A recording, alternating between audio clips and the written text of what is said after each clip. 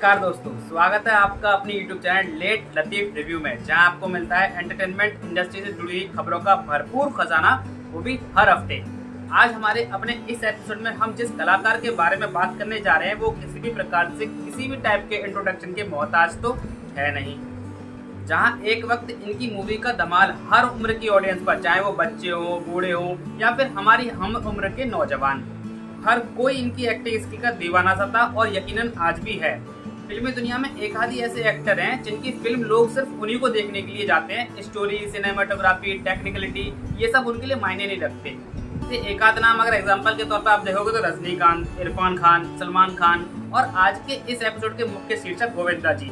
यकीनन हम सब इन्हीं की प्रेजेंस को देखने के मन से इनकी फिल्म देखने के लिए राजी हो जाते हैं, क्योंकि इन एक्टर्स का ऑरा ही फैन बेस वाला ऑरा है। लोगों की दीवानगी इनके प्रति इनकी मूवी सिलेक्शन को लेकर कभी थी ही नहीं। वो इनसे दीवानों की तरह प्यार करते हैं और इन्हीं को देखने के लिए थिएटर में चले जाते हैं। तो चलो सीधा ले चलते हैं अब अपने हीरो नंबर 1 की फिल्मी सफर की दुनिया में, जहां आपको पता चलेगा कि जिस कलाकार के लिए अपने काम से ऊपर कुछ नहीं था, वो भले ही आज अपने कैरियर के डाउनफॉल से गुजर रहा हो, लेकिन एक समय ऐसा था जब इनके लिए फिल्म इंडस्ट्री के हर तरफ के दरवाजे चारों पहर खुले रहते थे। शुरू से शुरू करें तो गोविंदा जी का पूरा नाम था गोविंदा अरुण आहूजा, जिनका जन्म 31 दिसंबर 1963 को मुंबई के एक पॉश इलाके कार्टर रोड में हुआ था। माताजी और पिताजी दोनों ही फिल्मी बैकग्राउंड से ही ताल्लुक रखते थे। जहां इनके पिताजी ने अपनी फिल्मी कैरियर में 2 फिल्में की, जिसमें पहली फिल्म थी एक ही रास्ता, जिसके निर्माता थे महबूब खान, और इनकी दूसरी फिल्म थी औरत। ये दोनों ही फिल्में एवरेज हिट रही थी, लेकिन तभी इनके पिताजी का एक डिसीजन कहीं ना कहीं उनके और उनकी फैमिली के लिए गलत साबित हो गया। जहां इनके पिताजी ने एक्टिंग के फील्ड से आगे बढ़कर एक प्रोड्यूसर की कमान संभालने की सोची और फिल्म के निर्माण में अपना पैसा लगा दिया। साथ में इसी के चलते इन्होंने अच्छा खासा कर्जा मार्केट से भी इस प्रोजेक्ट के लिए ले रखा था, और अंततः नियति को जैसा मंजूर था वह हुआ और बॉक्स ऑफिस पर ये फिल्म डिजास्टर साबित हुई और इतनी बड़ी फ्लॉप निकली कि अरुण आहूजा जी का पूरा घर कर्जे की चपेट में गिरफ्तार हो गया। और उसी के चलते इन लोगों को मुंबई के कार्टर रोड से शिफ्ट होकर मुंबई के एक बाहरी इलाके विरार में शिफ्ट होना पड़ा, जो कि एक चौल टाइप इलाका था। और इसी वजह से, क्योंकि गोविंदा का पूरा बचपन जो विरार की ही गलियों में बीता है, इसलिए गोविंदा को विरार का छोरा से संबोधित आज भी किया जाता है।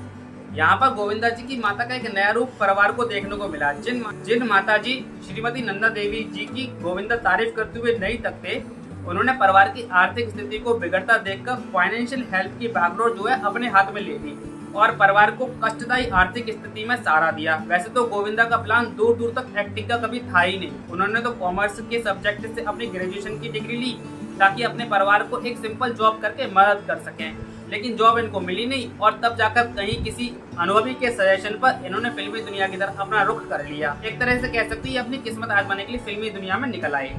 इनका कहना है कि जैसे हर फील्ड में एक न एक इंस्पिरेशन मॉडल हर किसी का रहता है, वैसे ही इनका रोल मॉडल शुरुआती दौर में एक फिल्म का रेफरेंस था, जिस फिल्म का नाम था डिस्को डांसर।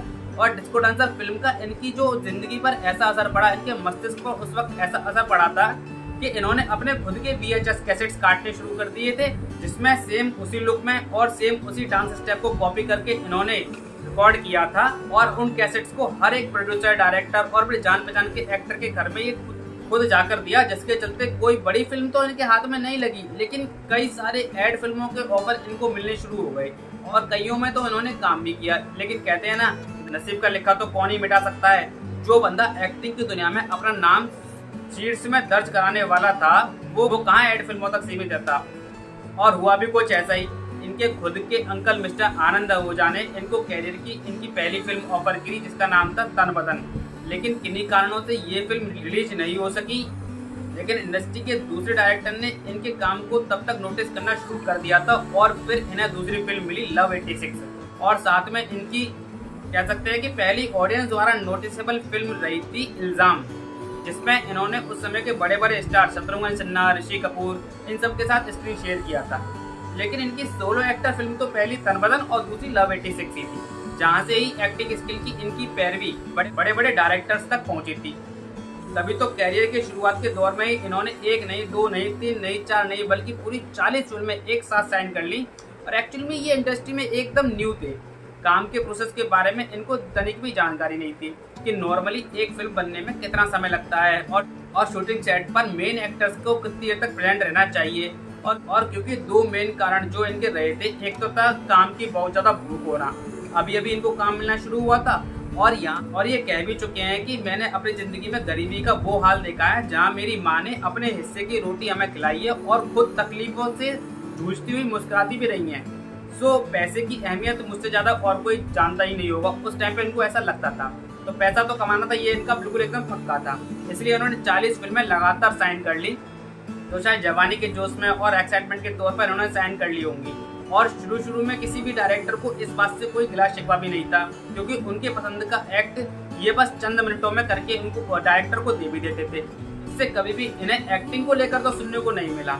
लेकिन फिर एक इंसान आगे रह तो इंसान ही, ज़्यादा फिल्मों में एक साथ काम करके इनके स्वास्थ्य पर इसका गलत असर पड़ा और उसी के चलते ये चार अलग अलग शूटिंग शेड्यूल को ये पूरी तरीके से टाइम नहीं दे पाते थे। कभी किसी सेट पर जल्दी पहुंचते थे तो कभी किसी सेट बहुत ज़्यादा लेट पहुंचते थे, और कई बार तो ऐसा होता था कि शूट का जो सेट है वो एकदम तैयार है, बट ये पूरे दिन ही शूटिंग पर पहुंचते ही नहीं थे, जिससे कि प्रोड्यूसर का काफ़ी ज़्यादा पैसा लॉस में चला जाता था। और इसी के चलते इनकी एक नेगेटिव इमेज इनके काम के प्रति समर्पण को और सीरियसनेस को लेकर बनने लगी। आपने ये स्टोरी तो कई बार सुनी होगी कि 40 फिल्में इन्होंने साइन तो कर ली थी। आज हम आपको बताएंगे वो कौन सी 40 फिल्में थी जिन्होंने अपनी इतनी भारी भरकम वैसे शूटिंग टाइम में भी इतनी बेहतरीन एक्टिंग करके उन फिल्मों में दिखाया, जिसके चलते इनको कभी भी काम की कोई कमी महसूस नहीं हुई। और 1986 से लेकर 1990 तक की वो फिल्में जहाँ कई मायनों में सोलो परफॉर्मर और कई फिल्मों में इन्होंने मल्टी स्टार तौर पर काम किया था, उसमें से कई सेमी हिट रही और कई एवरेज हिट रही थी और कई सुपर हिट भी थी। उनके बारे में हम अपने नेक्स्ट एपिसोड में आपको खुलकर बताएंगे, क्योंकि ये एपिसोड थोड़ा सा लंबा हो चुका है। तो अभी तक के लिए इस एपिसोड में इतना ही। बाकी stay tuned with us for next part of this episode of Govinda का फिल्मी सफर।